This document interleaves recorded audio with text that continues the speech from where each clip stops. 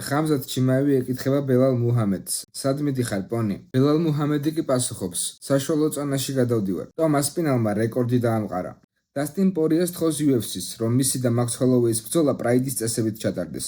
თუ შენ მოგწონს UFC და გინდა რომ ყველა ახალი ამბავი პირველმა შეიტყო, მაშინ დაალაიქე ეს ვიდეო და გამოიწერე არხი. ბელალ მუჰამედი უკვე დიდი ხანია ამბობს, რომ ზედაწონაში უნდა ასვლა და მისი ძალების გამოცდა ხამზათ ჩიმაევთან სურს. ამ ყველაფერს ხამზათ ჩიმაევი გამოეხმაურა და დაუწერა. სად მიდიხარ, პონი? ბელალ მუჰამედმა კი ასე უპასუხა. საშუალო წონაში გადავდივარ. რაც იმას ნიშნავს, რომ ბელალ მუჰამედი თუ ჯეკ დელა მადალინასთან გაიმარჯვებს, ის აუცილებლად დათმობს კამარს და ზედაწონაში ხამზათ ჩიმაევი შეებრძოლება. ბო ნიკალმა გაამხილა, რომ ის საბრძოლო კვირას 16 კილოგრამით მეტს იწონის. არ მგონია, რომ მაგან წონის ჩაბარება შეძლოს. ჯონ ბრეიდიმ გააკრიტიკა იან გარი იმის გამო, რომ ის სულ სატიტულო ბრძოლას ითხოვს. შენ მხოლოდ და მხოლოდ მე-13 ნომერი დაამარცხე. სატიტულო რეზერვი შეიძლება იყო, მაგრამ ეს არაფერს ნიშნავს. შენ არაფერს იმსახურებ. ტომას პინალმა დაამყარა რეკორდი. ის 536 დღეა, რაც ინტერიმ ჩემპიონია. წინა რეკორდი რენან ბარაოს ეკუთვნოდა 534 დღე. შენი აზრით, რამდენი ხანი იქნება კიდევ ტომას პინალი ინტერიმ ჩემპიონი?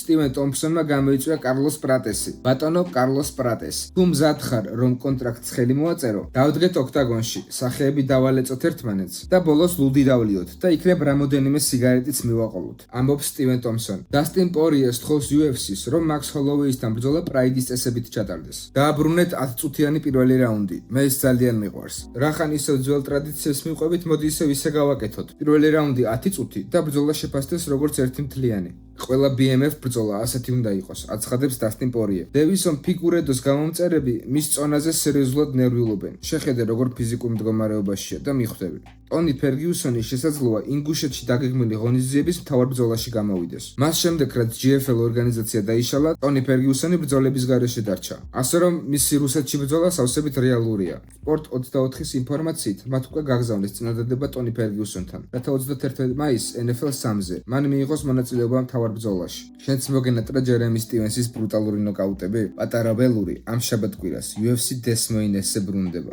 დღეისათვის კი სულ ეს იყო. აუცილებლად გამოიწერე არხი და დალაიქე ეს ვიდეო.